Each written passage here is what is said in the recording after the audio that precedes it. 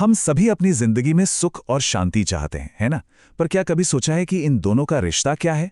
आज हम एक बहुत ही पुराने लेकिन बहुत गहरे सिद्धांत को समझने की कोशिश करेंगे, जो ये बताता है कि सच्ची शांति के बिना सुख मिलना लगभग नामुमकिन है। चलिए इस विचार की गहराई में उतरते हैं। ये सवाल बहुत सीधा और गहरा है। जरा सोचिए, किसी के पास दुनिया की सारी दौलत हो, सारी सुख सुविधाएं हों, लेकिन अगर मन में एक बेचैनी है, एक अशांति है, तो क्या वो इंसान सच में सुखी है? यही सवाल आज की हमारी पूरी चर्चा का केंद्र है। अच्छा, तो इस सवाल का जवाब मिलेगा कहाँ? इसके लिए ना हमें थोड़ा गहरा उतरना होगा। हमें अशांति की जड़ तक पहुंचना होगा। आखिर वो क्या वजह है जो हमारे मन की शांति को हमसे दूर ले जाती है? आइए इसे परत दर परत समझते हैं। तो सबसे पहली और बुनियादी बात जो हमें समझनी है वो ये है कि सुख और शांति को अलग नहीं किया जा सकता। मतलब ये एक दूसरे से पूरी तरह जुड़े हुए हैं।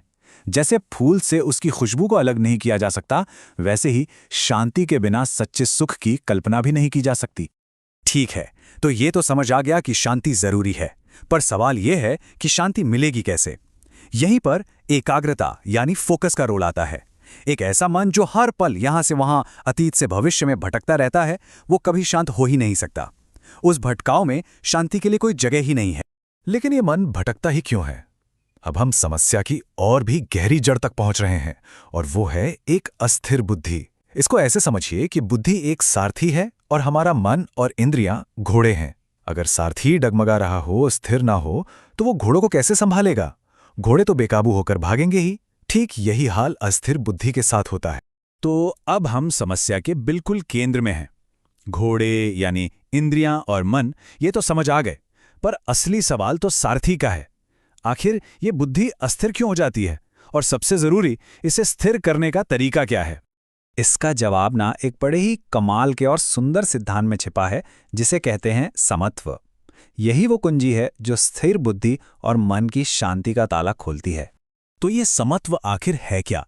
इसे ऐसे समझिए जैसे कोई बहुत गहरा समुद्र हो।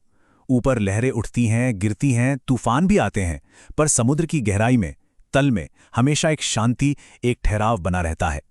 समत्व बुद्धि की वही गहरी स्थिरता है जो जीवन के बाहरी उतार चढ़ाव से परेशान नहीं होती।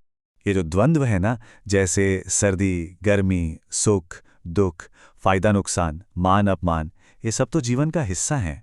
ये आते जाते रहेंगे। आमतौर पर हम क्या करते हैं, सुख में बहुत ज़्यादा खुश हो जाते हैं और दुख में बहुत ज़्यादा निराश। समत्व का अभ्यास बस इसी आदत को बदलने का नाम है। मतलब इन सभी हालात को एक समान भाव से देखना, बिना बहुत ज़्यादा विचलित हुए। तो अब जब हम समत्व का मतलब समझ गए हैं, तो चलिए इन सब धागों को एक साथ जोड़ते हैं और देखते हैं कि ये सिद्धांत हमें उस शांति तक कैसे लेकर जाता है जहां से हमने अपनी बात शुरू की थी। तो देखिए, शांति तक पहुंचने का रास्ता कुछ ऐसा दिखता है। ये पूरी एक चेन है, एक के बाद एक कड़ी जुड़ी हुई है। सबसे पहले समत्व का अभ्यास करने से बुद्धि स्थिर होती है। जब बुद्धि स्थिर होती है तो मन का भटकाव अपने आप रुक जाता है और शांति मिलती है। और फिर केवल उसी शांत मन में सच्चे और टिकने वाले सुख का अनुभव होता है।